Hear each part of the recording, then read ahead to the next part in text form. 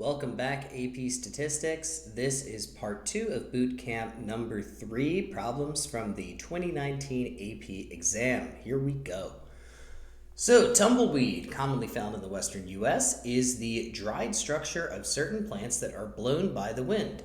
Kochia, a type of plant that turns into tumbleweed at the end of the summer, is a problem for farmers because it takes nutrients away from the soil that would otherwise go to more beneficial plants. Scientists are concerned that kochia plants are becoming resistant to the most commonly used herbicide, which I will not try to pronounce.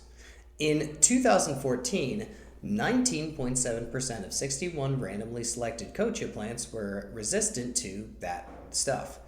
In 2017, 38.5% of 52 randomly selected kochia plants were resistant to the herbicide. Do the data provide convincing statistical evidence that at the level of alpha equals 0.05, that there has been an increase in the proportion of all kochia plants that are resistant to the herbicide? All right, so this is a hypothesis test. Give this a go. See if you can remember all of the steps of a hypothesis test, and then we're going to take it piece by piece once you're done. Okay, I'll assume we're ready to continue. Let's get to it. We're going to let P sub 14 be the proportion of kochia plants in the western U.S. resistant to the herbicide in 2014, and P sub 17 be the similar proportion for 2017.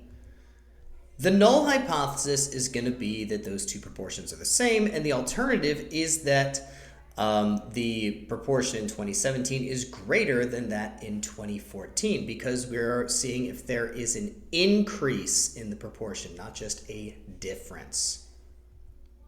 So we're going to perform a two-sample z-test for the difference in population proportions, but are we allowed to do that? Well, let's look at the conditions. The samples of kochia plants are independent random samples. Okay, so there's randomization. The 61 plants and 52 plants both comprise less than 10% of the population in kochia plants in the western U.S., all right? So both of those samples are less than 10% of the population for their respective years. Finally, note that the observed numbers of kochia plants resistant to herbicide, which we do the computation probability of success times 61 would be 12. For 2014, and probability of success times 52 is 20 for 2017. Those would give you the observed number of successes for 2014 and 2017, and also the observed number of failures, which would be 49 and 32 respectively, observed in 2017. All are greater than 10. All right, so we have observed more than 10 successes, more than 10 fails in both samples. All right, so we have checked off the boxes. Time for that z-test statistic and p-value. Now, if you were to enter the correct information into the calculator, you get a p-value of 0.0135. You would use the two-sample z-test for the difference in population proportions. It would be two-samp z-test, right? So the p-value would be 0.0135. And the test stat would be z is about negative 2.21, all right? If you got different answers, just make sure that you selected the correct alternative hypothesis. That's probably what happened. All right, so what's our conclusion? Because the p-value is less than 0.05, which is our value for alpha, we reject the null hypothesis. There is convincing evidence that the proportion of kochia plants resistant to herbicide has in fact increased from 2014 to 2017. All right, now let's look at number 5. We go from tumbleweeds to cell phones. A company that manufactures smartphones developed a new battery that has a longer lifespan than that of a traditional battery. From the date of purchase of a smartphone, the distribution of the lifespan of the new battery is approximately normal, with a mean of 30 months and a standard deviation of 8 months. For the price of 50 buckola, the company offers a 2-year warranty for the new battery for customers who purchase a smartphone. The warranty guarantees that the smartphone will be replaced at no cost to the customer if the battery no longer works within 24 months from the date of purchase. Okay, so part A. In how many months from the date of purchase is it expected that 25% of the batteries will no longer work? We need to justify our answer. See if you can do this problem on your own. Make sure you define whatever variables you use. All right, let's go to the answer for part A. We're going to let X be the lifespan of a new battery in months. X fits a normal model with a mean of 30 months and a standard deviation of 8 months. We would use inverse norm because we're trying to find a cutoff that would get 25% of the bell curve beneath it, okay? So that would be your inputs into inverse norm. That would give you about 24.6 months. That is the 25% of the batteries would no longer work at that time after purchase. All right, let's look at B. Suppose one customer who purchases a warranty is selected at random. What is the probability that the customer selected will require a replacement within 24 months from the date of purchase because the battery no longer works? This answer is going to be useful later. Okay, see if you can do this one on your own. See what calculator feature you need. Give you a hint, it's related to the first calculator feature that you used. Have a go, see how you do. All right, let's look at part B. So, same details as before. We're going to let X be the lifespan of a new battery, and X fits the same distribution as before. Probability that X is less than 24 is going to be equal to, here we go, we have a normal CDF computation. We go from a lower boundary of arbitrarily low number up to 24, mean and standard deviation are the same as before, and we have 22.66%. All right, so that is our probability. Now let's look at part C. The company has a gain of $50 for each customer who purchases a warranty but doesn't require a replacement. The company has a loss, that is negative gain, of $150 for each customer who purchases a warranty and does require a replacement. What is the expected value of the gain for the company for each warranty purchased? Right? This is an expected value computation. You need to consider both cases, do the computation, and use your result from part B to help you. Try part C, see how you do, unpause when you're done. Okay, I'll assume we're ready to go. Here comes part C. Let G be the gain per warranty purchase, then the expected value of G, the gain per warranty purchase, is a sum. And it consists of, here would be the odds that you do need to replace the phone battery because it lasted less than 24 months, and that's going to cost them $150. That's the negative gain. Plus, in the event that they do get the warranty and the phone battery lasts longer, so the warranty expires, that would get $50 for the company. Here's your proportion. It's just the complement of 0.2266, and that's going to get you 4.68. There you have it. $4.68 per warranty purchase. All right, now here is the investigative task. This is, honestly, it's an interesting one. Once you get a feel for it, it's not as bad as you might think. Just trust your instincts on this one. Here we go. Emma is moving to a large city and is investigating typical monthly rental prices of available one-bedroom apartments. She obtained a random sample of rental prices for 50 one-bedroom apartments taken from a web space site where people voluntarily list available apartments. Web space site. It's like when people say the Facebook or the Instagram. I don't know. Letter A. Describe the population for which it is appropriate for Emma to generalize the results from her sample. All right. That second line is not related to part A. So we're just looking at that first line there. We're describing the population for which it is appropriate for Emma to generalize the results of her sample. Give it a go. See if you can identify that population. Be as specific as possible. All right, here we go. Let's look at part A. If you had an answer this specific, I applaud you. The sampling was randomized, so we can assume the appropriate population is all one-bedroom apartments in the city that were listed on the website when the sample was taken, all right? So only those listed on the website because that was the frame from which we sampled. Okay, so let's look at part B, which actually starts up here. The distribution of the 50 rental prices of available apartments is shown in the following histogram. Emma wants to estimate the typical rental price of a one-bedroom apartment in the city. Based on the distribution shown, what is a disadvantage of using the mean rather than the median as an estimate of the typical rental price? Give this one a go. See if you got it. All right, let's look at letter B. The disadvantage of using the mean is that the distribution of the data is right skewed. With skewed data, the mean is more heavily influenced than the median. That means the median is a better measure of center than the mean. So we don't want these high prices over here to give us a false impression of what the center of the data is. We should use the median because it is less influenced by outliers and skewness.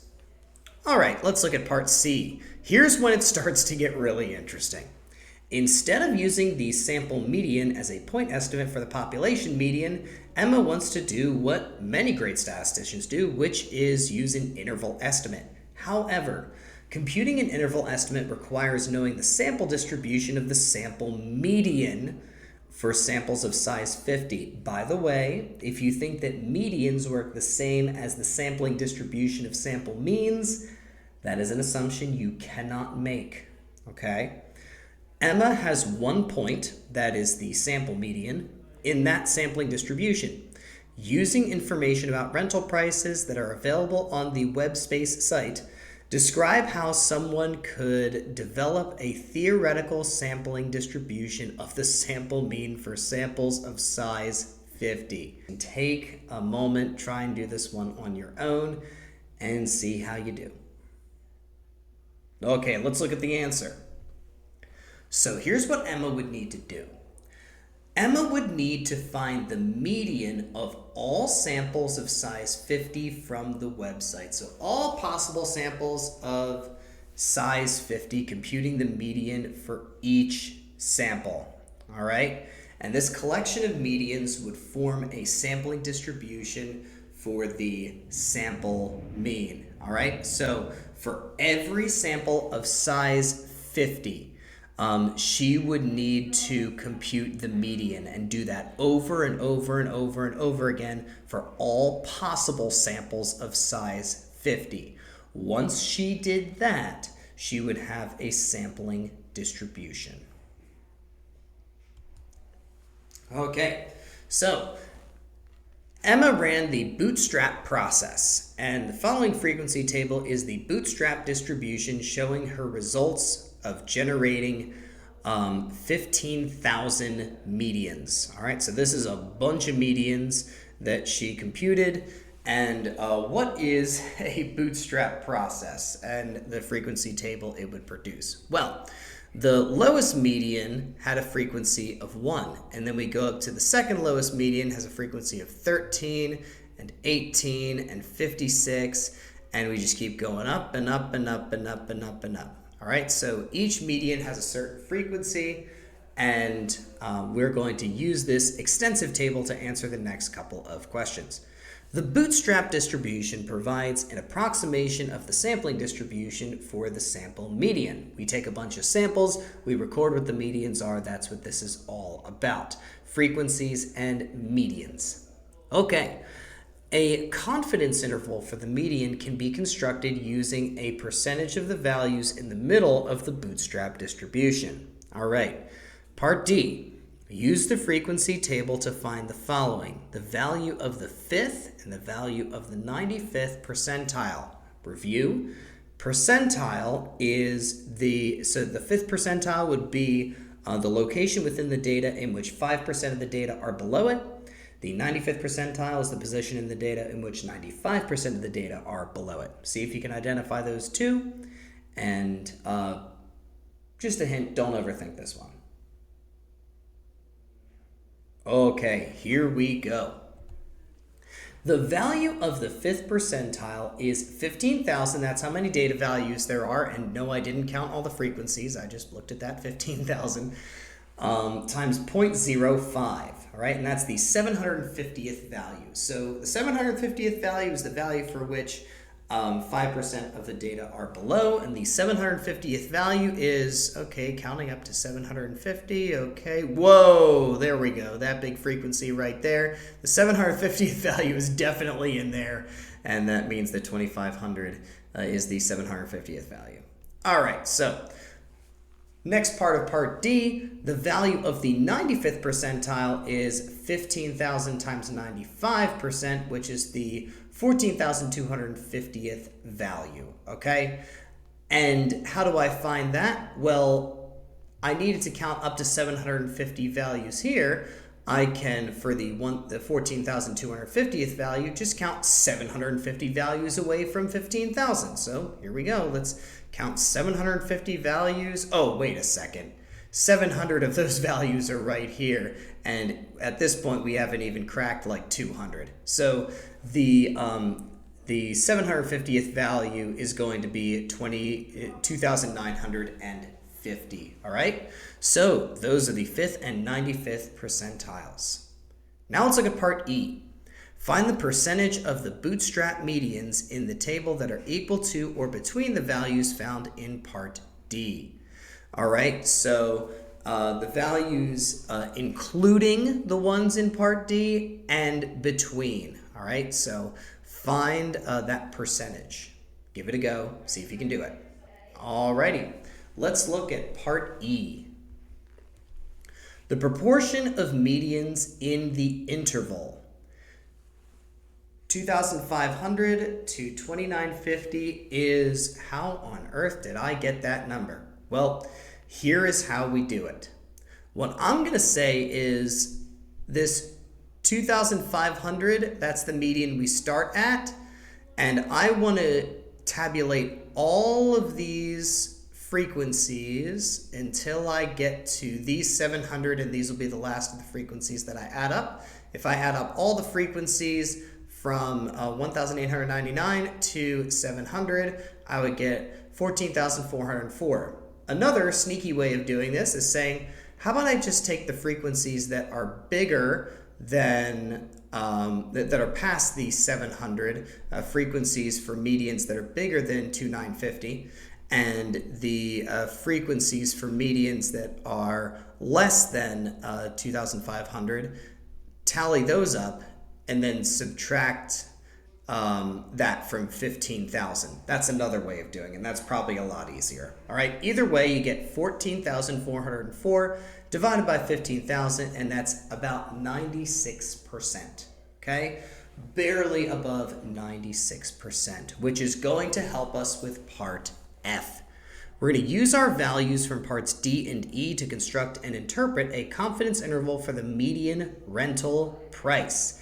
Yes, this is the first time you are constructing a confidence interval for the median. Let's see how you do. All right, here we go. Using the information from D and E, we can summarize what a confidence interval would look like that we've just found. We can be 96% certain 96% of the medians are between this value and where is it? That value, all right? 96% of the medians are between those two values. So we can be 96% certain the true median price of a one-bedroom apartment in the city listed on the website at the time of sampling is in the interval 2,500 to 2,950. This would be a 96% confidence interval. How about that? That is boot camp number 3. And it's a little bit of an emotional moment because this is the last video of the year. Mr. DeClerico's signing out. Thanks for being a part of it. Now go rock that AP test.